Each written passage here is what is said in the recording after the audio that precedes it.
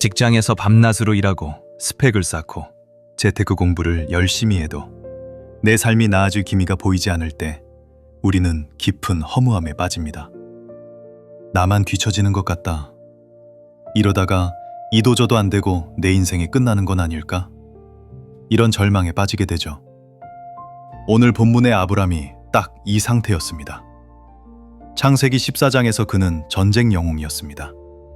대승을 거뒀고 소돔 왕의 재물도 멋지게 거절했습니다.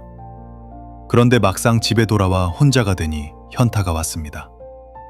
나이는 늙어가는데 자식은 없고 하나님이 약속하신 땅은 여전히 남의 땅이고 손에 쥐어진 건 아무것도 없는 상황. 그때 하나님이 나타나 말씀하십니다. 아브람아, 나는 내 방패요 너의 상급이다. 그러자 아브람이 대뜸 이렇게 대꾸합니다. 주 여호와여, 무엇을 내게 주시려 하나이까? 나는 자식이 없습니다. 이걸 요즘 말로 바꾸면 이렇습니다. 하나님, 좋은 말씀인 건 알겠는데요. 그래서 지금 제 손에 있는 게 뭡니까? 현실은 시궁창인데 방패니 상급이니 하는 말이 무슨 소용입니까? 오늘 말씀은 바로 이렇게 하나님의 약속과 내 현실 사이의 괴리 때문에 답답해하는 분들을 위한 말씀입니다. 아브람의 이 당돌한 불평에 대해 하나님은 혼내는 대신 그를 밖으로 데리고 나가 밤하늘의 별을 보여주십니다. 그리고 아주 독특한 의식을 행하라고 하십니다. 하나님은 아브람에게 3년 된 암소, 암염소, 순장 등을 가져다가 중간을 쪼개고 그 쪼갠 것을 마주대하여 놓으라고 하십니다. 이것은 고대 근동의 피해 언약 의식입니다. 당시에는 계약서를 쓸 때 종이에 도장을 찍는 게 아니라 동물을 반으로 갈랐습니다. 그리고 계약을 맺는 두 당사자가 그 피웅덩이 사이, 쪼개진 고기 사이를 함께 걸어갔습니다. 이 행동에는 무시무시한 의미가 담겨 있습니다. 만약 우리 중 누구라도 이 약속을 어기면 이 짐승처럼 쪼개져 죽어도 좋다. 즉, 목숨을 건 계약입니다. 해가 지고 캄캄해졌습니다. 아브람은 두려움에 떨며 기다립니다. 이제 나도 저 사이를 지나가야겠지? 내가 실수해서 약속을 어기면 나도 죽겠구나. 그런데 놀라운 일이 벌어집니다. 17절입니다. 해가 져서 어두울 때에 연기나는 화로가 보이며 타는 횃불이 쪼갠 고기 사이로 지나더라. 여기서 타는 횃불은 하나님의 임재를 상징합니다. 그런데 성경은 하나님만 홀로 그 사이를 지나가셨다고 기록합니다. 아브람은 지나가지 않았습니다.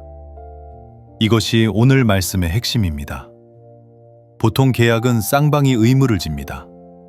그러나 하나님은 혼자 그 죽음의 길을 통과하셨습니다. 이것은 무엇을 의미할까요? 아브람아, 이 약속은 네 노력이나 네 자격에 달린 게 아니다. 내 이름을 걸고 내 생명을 걸고 내가 반드시 이루겠다. 만약 이 약속이 깨진다면 그 대가는 네가 아니라 내가 치르겠다. 오늘 말씀의 포인트는 명확합니다. 우리의 미래가 확실한 이유는 내가 잘나서가 아니라 하나님이 독박을 쓰셨기 때문입니다. 우리가 왜 불안합니까? 내 인생의 결과가 나의 성실함에 달려있다고 믿기 때문입니다. 내가 삐끗하면 망한다고 생각하니 잠이 안 옵니다. 내가 이번에 취업 못하면, 내가 이번에 승진 못하면 내 인생이 쪼개질 것 같은 공포를 느낍니다. 하지만 오늘 본문은 선포합니다. 아브람이 자격이 있어서 별과 같은 자손을 얻은 게 아닙니다. 아브람은 실수투성이었고 의심도 많았습니다. 하지만 자신의 생명을 걸고 쪼갠 고기 사이를 홀로 지나가신 하나님이 그 약속을 끝까지 지키셨습니다. 기억하시기 바랍니다. 우리의 미래는 우리에게 달려있는 것이 아니라 우리에게 약속을 하시고 그것을 반드시 지키시는 신실하신 하나님께 달려있습니다. 사랑하는 여러분, 지금 여러분의 인생이 멈춰 있는 것 같습니까? 하나님이 침묵하시는 것 같아 불안하십니까? 우리는 자꾸 내 손에 쥐어진 증거를 찾습니다. 통장 잔고, 합격 통지서, 배우자. 이런 게 보여야 안심합니다. 하지만 아브람에게 당장 쥐어진 건 아무것도 없었습니다. 단지 타는 횃불만 보았을 뿐입니다. 여러분이 지금 해야 할 일은 불안한 미래를 억지로 계산하며 잠 못 이루는 것이 아닙니다. 오늘 밤 여러분의 인생이라는 계약서에 하나님께서 홀로 서명하셨음을 기억하는 것입니다. 나는 부족해서 또 실수할지 모르지만 내 인생을 책임지시는 하나님은 실수하지 않으신다. 그분이 자기 목숨을 걸고 내 미래를 보증하셨다. 이 믿음이 있을 때 우리는 정체기를 견딜 수 있습니다. 이 믿음이 있을 때 남들과 비교하며 조급해하지 않을 수 있습니다. 나의 어떠함보다 하나님의 신실하심이 훨씬 더 크기 때문입니다. 말씀을 맺겠습니다. 오늘 본문 6절에 아브람이 여호와를 믿으니 여호와께서 이를 그의 의로 여기시고 라고 했습니다. 아브람이 완벽하게 행동해서 의롭다 하신 게 아닙니다. 단지 하나님을 믿었을 뿐입니다. 오늘도 세상은 우리에게 네가 증명해봐, 네가 책임져 라고 압박할 것입니다. 그때마다 마음속으로 선포하십시오. 아니, 내 인생의 책임자는 내가 아니다. 쪼갠 고기 사이를 지나가신 하나님, 그분이 내 인생의 최종 보증인이다. 불확실한 현실 속에서도 확실하신 하나님의 맹세를 붙들고 담대하게 걸어가는 저와 여러분 되시기를 축복합니다. 기도하겠습니다.